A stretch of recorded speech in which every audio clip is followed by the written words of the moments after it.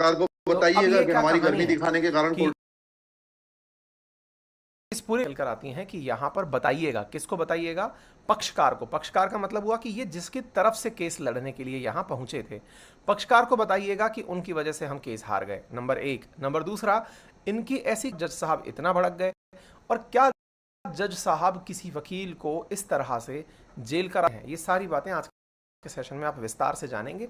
फिलहाल के लिए मैं किरदारों का परिचय कराऊं, लेकिन उससे पहले सुर्खियों में भी आप देख सकते हैं, court room drama over plea against Bageshwar Dham. क्या था बागेश्वर धाम के अगेंस्ट हम बताएंगे, लेकिन फिलहाल थोड़ा जज साहब के बारे में भी जान लेते हैं। जज साहब हाईकोर्ट में हैं, मध्य प्रदेश हाईकोर्ट के जज साहब हैं, और ये बालाघाट में आयोजित बागेश्वर धाम पीठाधीश्वर श्री धीरेन्द्र शास्त्री की कथा रुकवाने के खिलाफ दायर दूसरी याचिका की सुनवाई कर रहे थे। अर्थात कुछ लोग ऐसे थे जो कि बागेश्वर धाम की कथा को बालाघाट में आयोजित नहीं होने देना चाहते थे, और उनमें से जो याचिकाएं लगी थी उनकी सुनवाई ये कर रहे थे।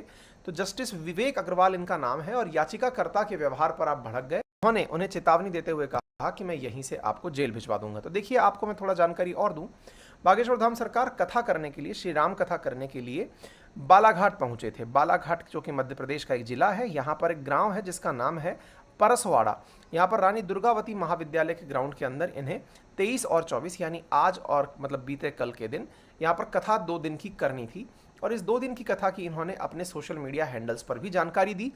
इसके खिलाफ सर्व आदिवासी समाज नाम की एक संस्था ने याचिका दायर की थी। सुनवाई में इनका कहना था, मतलब कि ये जो सर्व आदिवासी समाज है, इनका कहना था कि ये जहां आयोजित हो रही है वहां आयोजित ना होकर कहीं और दूसरे स्थान पर आयोजित हो जाए, उससे हमें कोई आपत्ति नहीं है। इस प्रकार का मसला था ये, ठीक है ना। ऐसी स्थिति में जज साहब का कहना था कि ऐसी याचिका पहले भी आई थी जिसे हम खारिज कर चुके हैं, और फिलहाल तुम भी वही याचिका लेकर आ गए हो, तो इसमें नया क्या है? आप इसको इस तरह से सुन सकते हैं। कितनी कॉस्ट के साथ इसको खारिज करना है पिटीशन को? ये ऑलरेडी डिसाइडेड वन।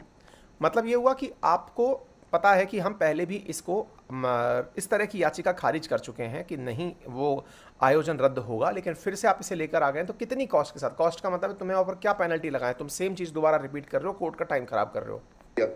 कितनी कॉस्ट के साथ इसको खारिज करना है पिटीशन को? ये ऑलरेडी आज इसके प्रतिनिधि बनकर यहाँ आए थे, तो बोले उनका आपके पास ऑथराइजेशन क्या है कि ये आपको उन्होंने ऑथराइज किया है, वो लेटर दिखाइए। ये दोनों ही बातों में विफल रहे। तीसरा, इनसे पूछा गया कि किसी स्थान पर जब कोई कथा हो रही हो तो आपके द्वारा उस लोकल क्षेत्र की मान्यताओं के बारे में क्या प्रमाण है, कि वहाँ पर क्या मान्यताएं ऑलरेडी एग्जिस्ट करती हैं जिसके चलते किसी और कथा के होने से वहाँ के ऊपर मतलब जो सांप्रदायिक सद्भाव या फिर जो भी सांप्रदायिक ना होकर के उसका जो आदिवासियों से संबंधित मसला है वो प्रभावित हो जाएगा। तो जज साहब ने लगातार इनसे यही सवाल किए थे, ठीक है ना। वकील ने दलील दी कि ये दोनों अलग अलग हैं, क्योंकि याचिका पहले वाली अलग थी और ये अलग अलग हैं, दोनों अलग अलग ग्राउंड पर हैं। तो अग्रवाल साहब ने कहा कि भैया बात ऐसी है कि आपकी पिछली याचिका और हमारा जजमेंट अगर आपने नहीं पढ़ा है तो जाकर पढ़िए उसे, और आपका जो स्पॉन्सर है यानी जिसने आपको यहाँ पर केस लड़ने भेजा है उससे कहिए कि उसने आपको पिछला आदेश क्यों नहीं पढ़वाया। पिछले मामले के अंदर ग्राम सभा की परमिशन से जुड़ा हुआ मामला था, लेकिन आप पढ़ें आप उसमें क्या लिखा हुआ है, ठीक है। इस प्रकार से इन दोनों के बहस में बीच में बहस चलती रही।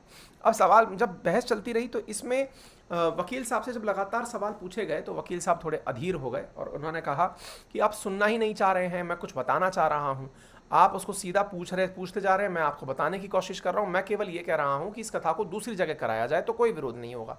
इस बात पर अग्रवाल साहब भड़क गए और उन्होंने कहा कि आपसे सवाल पूछ रहा हूँ, आप उसका जवाब नहीं दे पा रहे हैं, और फिर किसी और स्थान पर होनी चाहिए या नहीं होनी चाहिए ये आप बताने वाले कौन होते हैं? ऐसी इसमें इम्पोर्टेंट क्वेश्चन ये है माय लॉर्ड जी कि there is programs being done my lord, the being the big देव is the place there my lord. जहाँ पे कार्यक्रम कराया जा रहा है माय लॉर्ड वहाँ पर बड़ा देव का स्थान पूर्व से स्थापित है। यही तो बता रहा हूँ मैं। नीचे क्या लिखा है पढ़िए। यह कि पंडित धीरेन्द्र शास्त्री द्वारा जहाँ ग्राम भादुपुर तक कथावाचन किया जाना नियत किया गया है, उक्त ग्राम स्थान पर आदिवासियों को पैंट ठाना बड़ा देव भगवान स्थल है, जो कि आदिवासी गौंड समाज के लिए आस्था का प्रतीक है।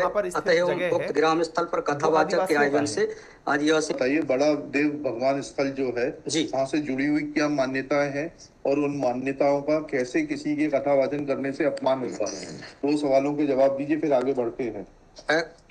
उनके पूर्व से पहले बताइए क्या मान्यताएं हैं, कहाँ लिखा है आपने पिटीशन में उनकी क्या मान्यताएं हैं? माय लॉर्ड में आप कहते हैं कि किसी की मान्यता है तो उस मान्यता के संबंध में पलटते रहे, तो इस बात पर फिर मामला बढ़ना शुरू हो गया। फिर वकील साहब से वकील ने कहा कि भाई मैं संविधान के प्रावधान हैं वो आपको बता रहा हूं, अब सुनने को तैयार नहीं है, कुछ भी बोले जा रहे हैं। तो इस बात से विवेक अग्रवाल बुरी तरह भड़क गए। अब बड़ा सवाल ये बनता है कि क्या वकील के इतना बोलने से जज साहब भड़कना उचित है? क्योंकि आप कुछ भी बोले जा रहे हैं, वकील को सुनने नहीं दे रहे हैं, तो एक तरह से वकील के अधिकारों का हनन नहीं माना जाए इसे? अब देखिए, इसमें ना एक पॉइंट मानना होगा आपको, और वो क्या है कि ऐसा कोई भी प्रयास जिसमें कि जज की गरिमा को, जज असल में क्या है, जज कोर्ट को रिप्रेजेंट कर रहा है, और अगर कोर्ट की मर्यादा को इनके किसी भी बयान से, इनके बोलने से मान में, प्रतिष्ठा में ठेस पहुंचती है। देखिए, और ये बात बहुत जस्टिफाइड तरीके से भी समझनी होगी आपको कि यदि जज के ही खिलाफ लोग बोलना शुरू हो जाएंगे या जज के सामने बदतमीजी करना शुरू हो जाएंगे, तो फिर रूल ऑफ लॉ को इंप्लीमेंट करने में बड़ी दिक्कतें होंगी। क्योंकि अभी तक कानून का जो शासन शब्द है, असल में वो यहां से मान्यता निकल कर आती है कि जज जो हैं वो अपने आप में कानून के संरक्षक हैं, संविधान के संरक्षक हैं, और यदि वो किसी बात को बोल रहे हैं तो उनकी बात को गरिमापूर्ण तरीके से, पूर्ण प्रतिष्ठा के साथ सुनना चाहिए। इनके द्वारा इस प्रकार का व्यवहार करना कोर्ट की मर्यादा को कम करता है, और इस आधार पर जज साहब का भड़कना निकल कर आया। तो जज साहब ने कहा कि यहीं से मैं तुम्हें जेल भेज दूंगा। अब क्या ये जेल वाकई में भेजा जा सकता है या कोई ऐसी भी कोई बात है क्या? तो इस पर मैं अब आपको थोड़ा सा जानकारी देना चाहूंगा। तो देखिए, ये कथा तो आयोजित होना शुरू भी हो गई है, मामला आज निकल कर आया। तो अब किस प्रावधान पर किसी व्यक्ति को जेल भेजा जा सकता है वो जान लीजिए। तो असल में हाई कोर्ट या कोई भी कोर्ट कंटेम्प्ट ऑफ कोर्ट के आधार पर किसी व्यक्ति को जेल भेज सकता है। अब ये कंटेम्प्ट ऑफ कोर्ट क्या होता है? कंटेम्प्ट ऑफ कोर्ट जो है वो सिविल कंटेम्प्ट और क्रिमिनल कंटेम्प्ट के नाम से जाना जाता है, जिसमें सुप्रीम कोर्ट के सीनियर एडवोकेट्स का कहना है, जैसे केसी तुलसी का एक बयान यहाँ पर काफ़ी फेमस हो रहा है, और वो कहते हैं कि सिविल कंटेम्प्ट का मतलब है कि अदालत ने कोई आदेश दिया या कोई जजमेंट दिया या कोई डिक्री दी और उस आदेश की पालना ना हो पाई हो, तो ये तो हो गया सिविल कंटेम्प्ट। वहीं दूसरी ओर यदि कोर्ट की प्रतिष्ठा को धूमिल करने का कोई कोशिश करता है या उसके मान सम्मान को नीचा दिखाने की कोशिश करता है, अदालती कार्रवाइयों में दखल देता है या खलल डालता है, तो ये क्रिमिनल कंटेम्प्ट की श्रेणी में आता है। ठीक है ना? तो सिविल कंटेम्प्ट के मामले में पीड़ित पक्ष अदालत को इस बारे में सूचित करता है और फिर अदालत इस पक्ष को नोटिस जारी करती है। लेकिन इसके अंदर ये जो बात क्रिमिनल कंटेम्प्ट की निकल कर आती है, इसके अंदर 6 महीने तक की कैद की सजा का प्रावधान है।